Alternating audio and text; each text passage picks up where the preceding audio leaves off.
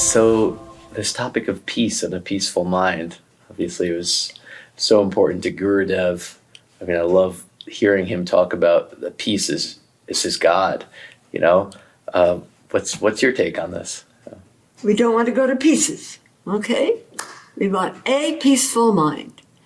And the slogan that I love of his is, do whatever it takes to retain your peace. Okay? So it's like bottom line, whatever it takes. And usually we won't do whatever it takes. We get attached to things. So how do you help yourself do whatever it takes? Oh, I'm probably the very worst at that. But I think the most important thing is regular meditation, because the meditation puts us in touch with the part of us that is truly in peace. And then we carry a little bit of that into the day. But it's our attachments. It's the attachments I have that keep troubling that peace, disturbing that peace. It's hard to give them up. Yeah, it seems that like there's this like foundation of peace that's always existing, right? Like a center or a core. They say part of the mind is always meditating. Yeah.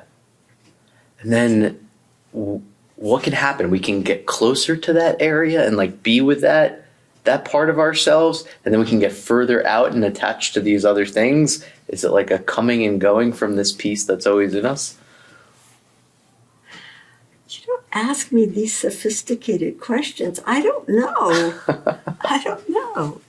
But I know that the meditation reconnects us, gives us a reference point, and then that, it gives us like a standard that we can measure our mind against or our actions against. Yeah.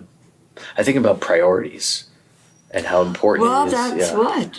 That's what I heard Gurudev saying, is like, this is the number one priority, and to get clear on that. And that was something I realized for myself. It's like, for most of my life, I have not been clear on what my priorities are. You just kind of go, and it's this thing one day and that thing another day. Right. And so how beneficial it is to get clear, this is the most important thing to me. Yeah, no, of course. He was adamant about it. He said if God himself walked up was disturbing your peace, you tell him, go away, God. Go away, God. Yeah. I'm protecting my peacefulness. Yet all the time, we move away from it. Yeah. Right? It's attachments. Yeah. Attachments. How would you describe what attachments are?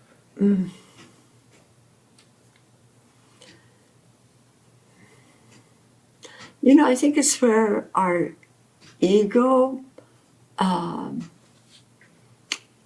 think our ego gets tethered in attachments, the way we see ourselves in the world, the things that are important to us, the things that we feel are important to others, so we lift ourselves in their esteem.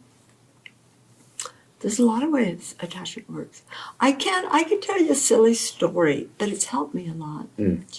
Please. Okay? Very silly story.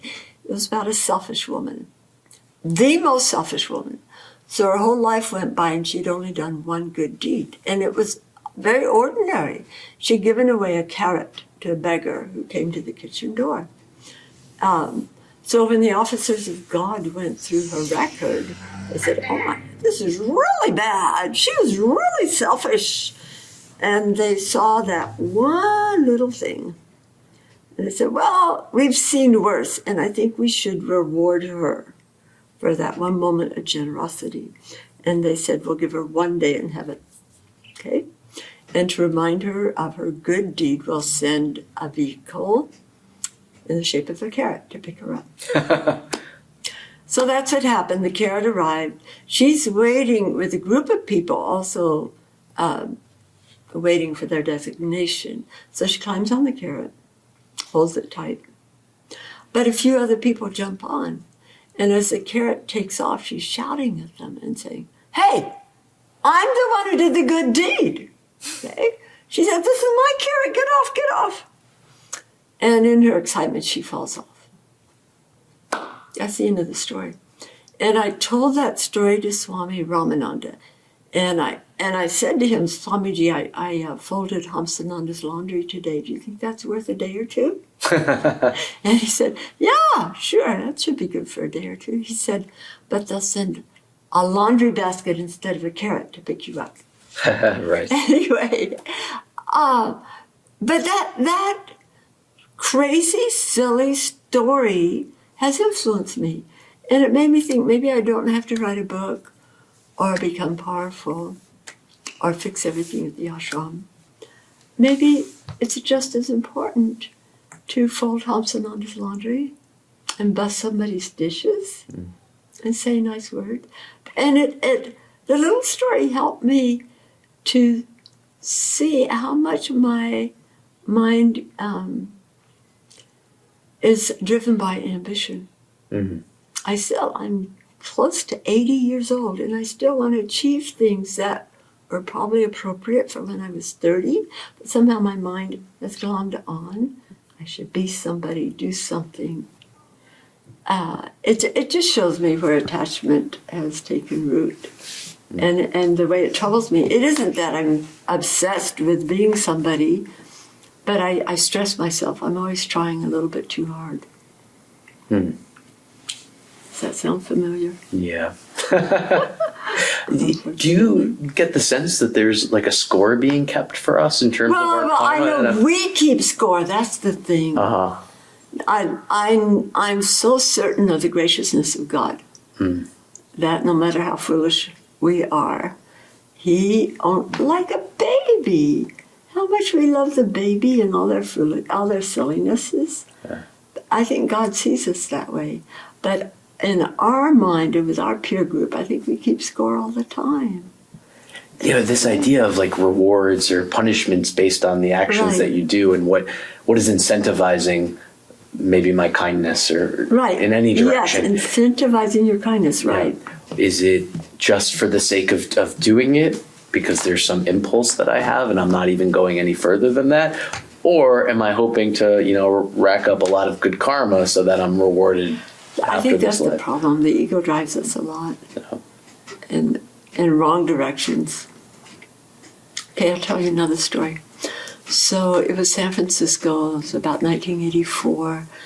And I was the director of the center, and it was a massive amount of work. And one day, Gurudev was there. We were standing right outside the office. And I said to him, Swamiji, if I do my Hatha yoga in the evenings, I don't even go back into the office. I'll get nothing done that evening. I said, so I guess I should give up doing evening practice. He looked at me. He shook his head. And he said, work done while you're in tension, having tension, not intention, having tension is basically useless. And so, see, that was 40 years ago. It was 40 years ago, he said that. I'm still working on it. Because my ambitions, my ego, are always driving me. So just about all the time I have tension. So I'm basically a useless Swami. I don't know about that. But it is really interesting what drives us, right? Yes. And what it does to us. Yeah. And like within inside of myself, I sense that there's a little bit of doubt as to how much I will actually accomplish if you let go. If I'm just letting go. Yeah. If it's not that ego, that ambition that's driving me, if it's just purely for the joy of the act of whatever I'm doing, that there's like a little competition of voices in my head. One that's saying, just have faith in that. You're going to accomplish beautiful things, and it's going to be natural. And the other one say, no, if you listen to that other voice, you're going to be lazy and you're not going to do anything. Absolutely. We have a lot of socially, culturally, and parental voices that are instilled in us, and they drive. Yeah, it's like this pressure is necessary in order to do something good. Yep. Wrong. We have to do a complete reset. I feel that way too. I don't know. It's the experience of feeling that pressure for a long time and where it led me that just doesn't feel like the way anymore. I'm still attached to it, but that's not it. We have to figure it out. Yeah. We have to figure it out. I think when we come to understand how precious, if we really come to understand how precious peace is, and then can make that the foundation and the goal of how our life, our daily life plays out, then I think we'll both self-correct. But there's so much ego and ambition gets in there. And I wonder if like honesty can be an amazing tool to help me stay with my peace, right? Because what's happening, okay, the goal, the intention is to be in a state of peace, all the time or as often as possible. Right. And then whatever happens causes me to not be in a state of peace. Now, if my ego is still driving that and not want to see, hey, 1 second here, you're not doing what you said you wanted to do, then there's work to do. Then there's a shift. I have to come back to the peace somehow. Yeah. No, it's really tough, Avi. So it's the honesty. It's like to me the honesty has the ability to meet the ego and perhaps prevent the ego from riding the ship. The honesty is the one to say, hey, where are you really at in this moment? Okay, I'm not in a peaceful state. Now I can choose to remain where I am or make a shift. I think honesty is a good foundation. And then just building up the practice of honoring the peace more than we would honor being esteemed by our culture. I think it's probably many layered and pretty complex. Yeah, the esteemed by the culture is... That's so huge. It is. Just steamrollers every other idea. Because it seems to be like to have peace be the priority in your life, or even yoga, right? You have to kind of distance yourself from what's accepted, society. I mean, to even be a Swami, right? I mean, you're operating on a much different plane than the average person fitting into society. You would think I'd be free of worldliness. You would think so. I'm not. I carried my ego with me right into Swamihood. So can you share a little bit about your story? My personal how you story? became like a Swami? Yeah. There was one point when Gurudev said to me, "You've been a Swami before." And I think that's true because I was living in the Berkeley IYI. And that's the IYI where Karunananda, Parman Barcel, Steve Bacon, Satya Greenstone, some of the seniors in our organization were all collected there. And when the idea of sannyas came, every single night they sat together and talked about it. But I went to bed. I said, not for me, I'm getting married. I never even sat in on their discussions until one day, when I got up in the morning, I said, of course I'll be a Swami. It's a no-brainer. And I stuck with that. So who knows? It just came through somehow. What happened there? I slept. I don't know what happened. You were rested. I don't know. That's why I think that it's true I'd been a Swami before. All of a sudden it just felt appropriate. Yeah. Wow. Yeah. When I was very small, I wanted to be a priest. Both my parents are atheists.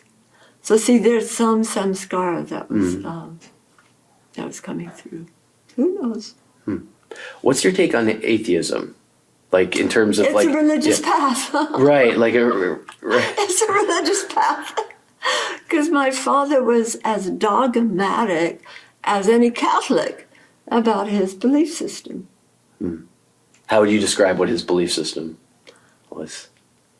You don't want to know. He was a little bit ridiculous. But he believed in science.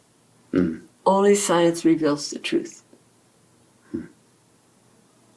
Interesting. So what does that mean? That essentially anything that can be proved? Yeah. But isn't there so much that we can't prove? What do you do with that? His mind is very, very narrow. But he was born in 1904. Yeah. Okay, 120 years ago. And that was not a bit uncommon for that generation. No. So this path of sannyas, and you said that you still have the attachments and the ego and all of that, but do you feel that it has helped you at least move in the direction that you? Oh, incredibly. Absolutely incredibly. I can't tell you. I hope this audience out here thinks about, would you like to be a Swami? It's the greatest help in the world. Just wearing this cloth means guys don't flirt with me, and that's important, just as a starting point. And then being in a community of other Swamis, they, we're a very interesting group with a lot of different personality types. The monastery has 9 Swamis in it now, and there's another 5 who live nearby. But each and every one exemplifies something amazing. And the examples are always there. We're elbow to elbow with amazing examples. And that's a tremendous force. And the fact of being a Swami, having these vows we take every single day, just, there's certain mantras and vows that we recite to ourselves daily. And I believe in the power of that. Some of our mantras are Sanskrit. It's a recitation we make in the shower. There are things like that. And there is no doubt of what extraordinary tools they are to shape us, constantly shaping us. It's very subtle, very powerful. What do you think is the key to having a successful relationship? Like whether it's, intimate or friendship or anything. Any kind of healthy relationship with someone else, yeah. Well, you're asking a very deep question. Well, it seems like this is like the hardest thing to me. That's why I'm kind of like, to have like, sustained for a long period of time, healthy relationship, dealing with all the ups and downs and twists and turns and all of that. It's challenging, right? I think in a way we kind of underestimated how challenging it is. That's right. I'm so glad to be a Swami. I would have failed as a wife. I'm just telling you now. I have the highest respect for everybody on the householder path. I think humility, honesty, service, seeing the other person in their best light. Yeah. I can share one trick that I've used when I have a relationship that's gone south. I'll write a list of their best qualities and then recite it to myself daily. And it protects the relationship. It's just a little trick. That is right. It's like, again, the working with the mind. Yeah. What am I focusing on? Yeah. Right. That's what, if you keep focusing on the negative qualities, that relationship is finished. But if you make the choice to spend a few minutes a day focusing on their virtues, their positive qualities, it creates like a protective shield. It's a pretty amazing practice. Yeah, it seems that there's like the assessment of the individual in themselves and the quality that they have. And then there's also the circumstances of events that are happening between you. It's right. That's right. And where I have trouble sometimes is in regard to being right. Okay. Like, especially in regard to this, like assessing of what happened. Right. So I'm not like labeling the person, but all of a sudden I get righteous about what happened and how I felt that it wasn't, the right thing. And so I see the benefit in letting go of like, do you want to be right or do you want to be in a relationship? It could be a question, but it's so ingrained, this, being right in whatever viewpoint. I wonder about like genuinely letting that go the need to be right seems to be like one of the deepest practices there is. God bless you, Avi. I think the thing is to know the price you pay. For holding on? Yeah, for holding on. Or for pushing your points. And I'm sure in every circumstance it's a different price. But that's, having harmony, having friendships, that's so precious in this world. And as we give that more importance, I think we'll be better able to let go of being right. Or taking the humble path.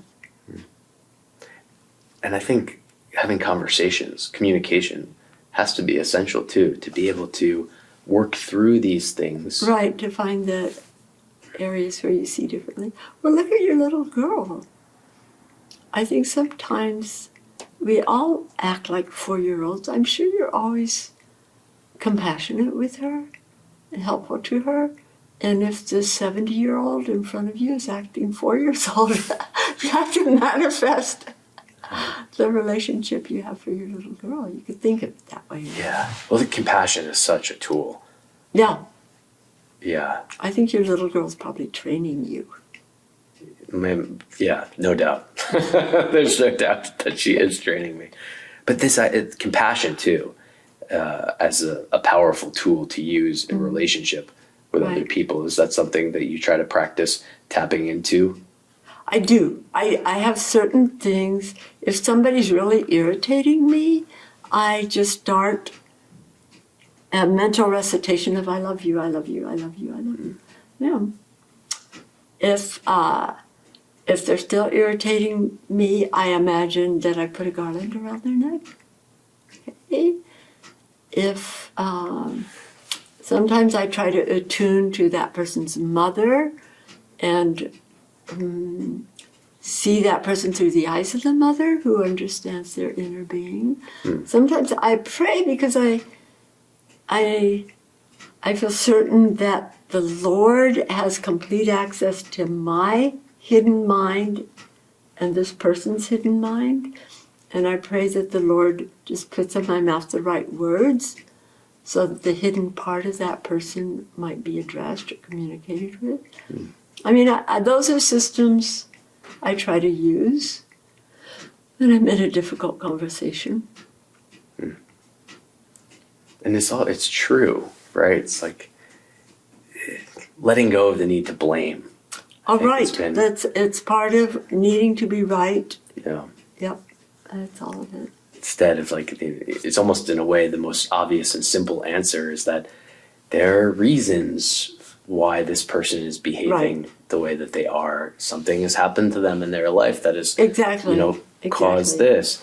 So it may be completely invisible to us, and yet there's something that's very real for them. Yeah. It's tough. Yeah. How about compassion for ourselves? First and foremost. Yeah. Okay, so why have compassion for myself? Why do that? Well, you won't get anywhere by beating yourself up. Yeah. I mean, we all make so many silly mistakes. If you'd watched Gurudev in the early years, he would sometimes give us a lot of responsibility for which we had no experience or the right attributes to handle it well. But he would accept and support over and over and over and over. So if he could have that compassion, we should also. We're a work in progress. Could you share a little bit about, the support in particular that you felt from him? Oh my God. Well, a lot of it,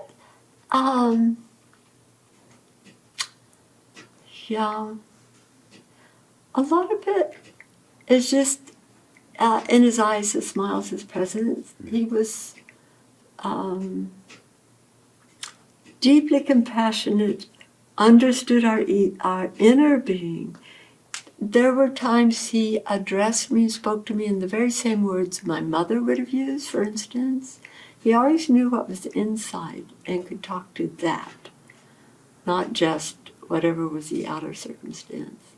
He, in LA, that's the first time I had an administrative position. 73, Los Angeles, our center. So we,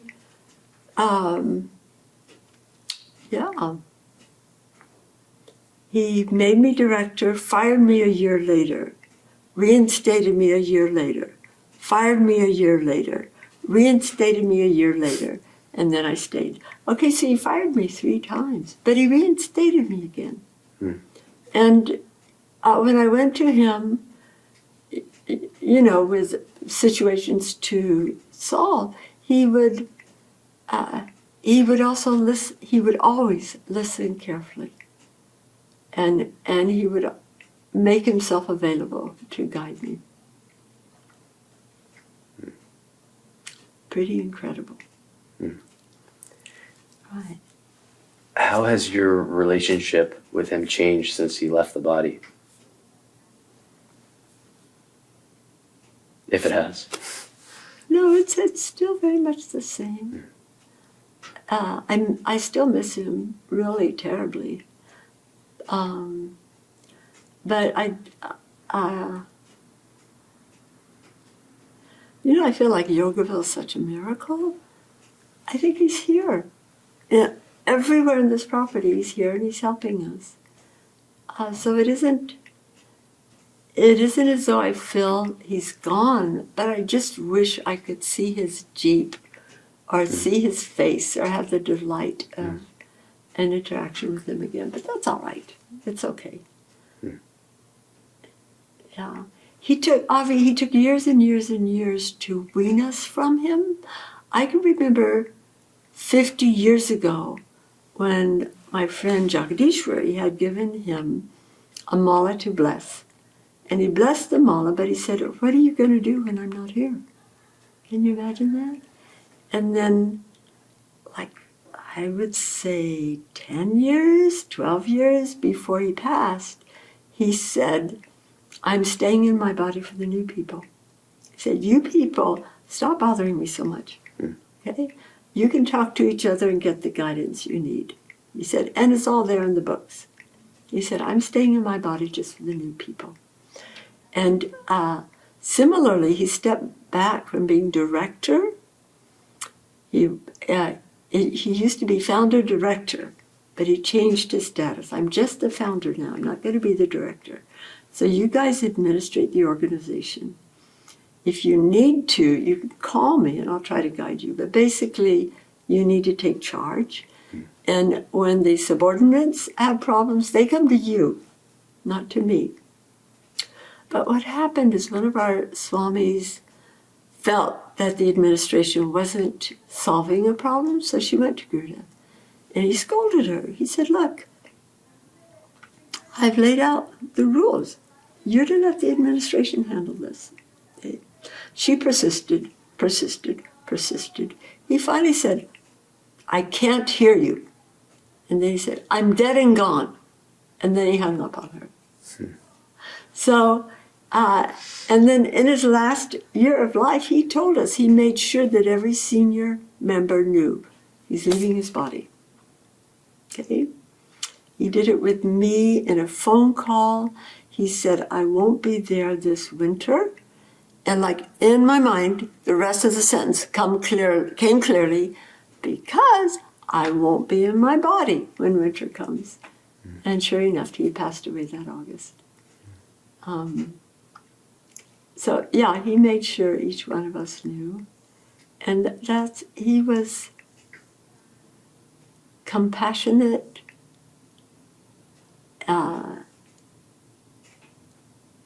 he was personal. He wasn't just the perfected soul out there. He cared about the person of each of us and related with all our unique qualities and aspects.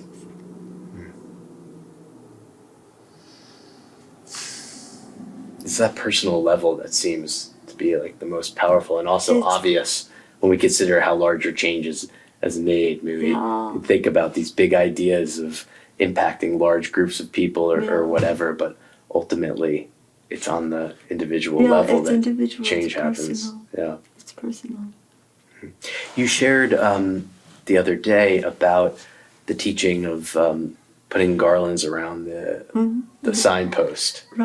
Right, which was very powerful to me when I hear him talking about that and then hearing you talk about that, because it feels so right to me. But I'm curious, maybe you can like clarify a little bit around this, because the devotional guru path, it seems like there's so much of that. Like even with him, like so much focus on him, and I wonder, is that us doing this? Looking at him more than the teachings itself. It's a very interesting question, Avi.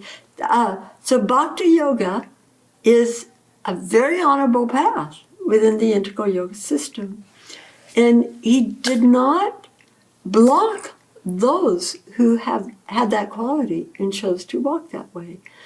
But it's one of 6 paths.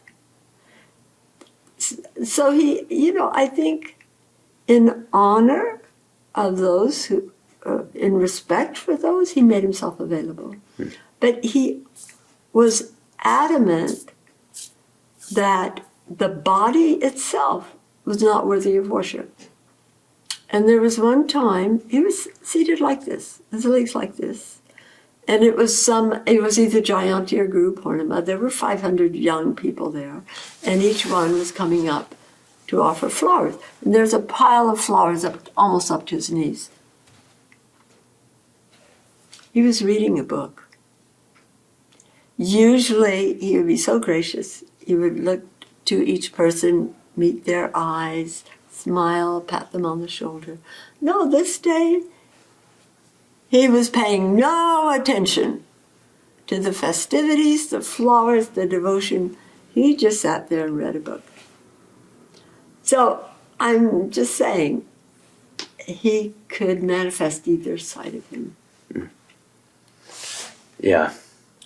I just wonder about distraction, and that was what this teaching is really about in some ways. And you mentioned our society, pressures, norms, and what I get the sense that we can get really focused on the hero, the individual hero, whoever it is, if it's Jesus or George Washington or whoever that we love. We maybe have the tendency to obsess about this particular hero. And I wonder if like the next level is what like Thich Nhat Hanh says is the next Buddha is the Sangha, which these people really, what they can be for us is to inspire us to see that within and to keep on doing our own work. Instead of kind of just taking all my time and just saying, oh, like, I love you the most, more than anyone else. You're amazing. All my time doing that is time that I could really spend on like nurturing and cultivating that same inner guru within myself. Yeah, I think he is I think a very delicate path to serve as a guru, and also to deflect the adoration that we laid on him or the projections we had for him. He had this one statement, which I think summarizes it. He said, this person is a mirror. He said, whatever you see here, if you can see it in me, you have it in you. Okay? I'm just here to show you what you have.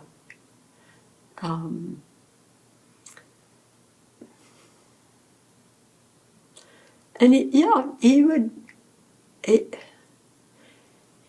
he would often say, I'm not a scholar, I hardly ever read, okay?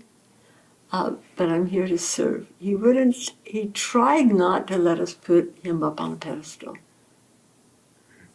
he would say, show your devotion, show your love and devotion by being regular in your practice.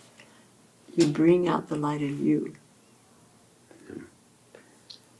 The most amazing part of living here is seeing the impact and that relationship that people who have spent time with him, right?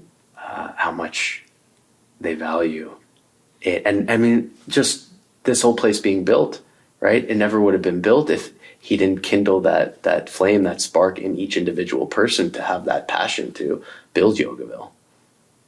Oh, it's true. He wasn't, I mean, he had the shape and name of a man, but he was somehow a force of nature. He was a very extraordinary soul. And he accomplished so much. Yeah, in Satsang last week, I only touched on some of his accomplishments. So there's ecology, there's vegetarianism, he's a patron of the arts. He was a supporter of the youth, even working for the UN. Interfaith harmony. Also the medical fields, the interdisciplinary clinics that he set up, education, his system of education. It just goes on and on. So how could one person be a pioneer in so many areas, 7 or 8 different areas? I know. How is that possible? So I don't think we can think of him, though he had a human form. He was an intention of some divine essence, something beyond what we can understand. But I guess my question is there value in trying to understand? I think only there's value in it if you look for it inside yourself. Yeah. Okay, we get glimpses. We get just little glimpses of what's there. And we've learned how to access it, what it takes to access it. And so just cultivating that. He said, when he says, I am a mirror, he said, don't strive for the praises of the mirror. Strive to become that which you see. Yeah. He was a great guru. And you've met many. Yeah, I met many. I didn't find any to compare. No. Because I think the way he presented the teachings is very, very pure. Because he did deflect so much of the honor and praise that we heaped on him. He kept sending it back. Find it in yourself. Find it in yourself. I think the point that you're making about how many different areas he impacted on is one to really pay attention to. Maybe like, how is that possible? Yeah. Right?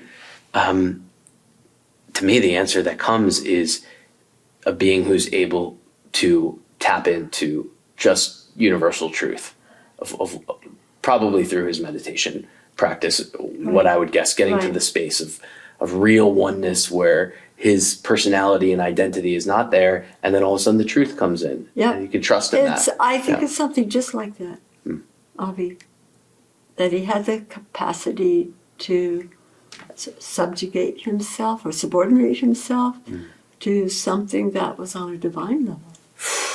That's it. That's the humility, right? I think it's the willingness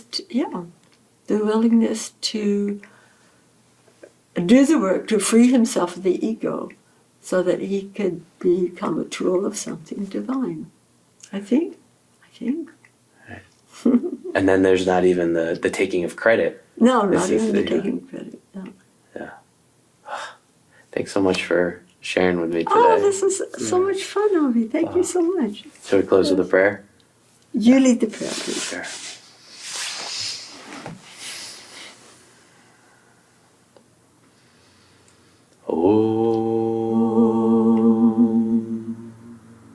Asato ma satkamaya, tamaso ma jyotirgamaya, mrityorma amritam gamaya. Om Shanti Shanti Shanti. Loka samasta sukhino bhavantu. The entire universe is filled with peace and joy, love, and light. Jai Shri Satguru Maharaj Ki Jai. Thanks for listening. If you've enjoyed this content and think others might as well, please feel free to share and subscribe.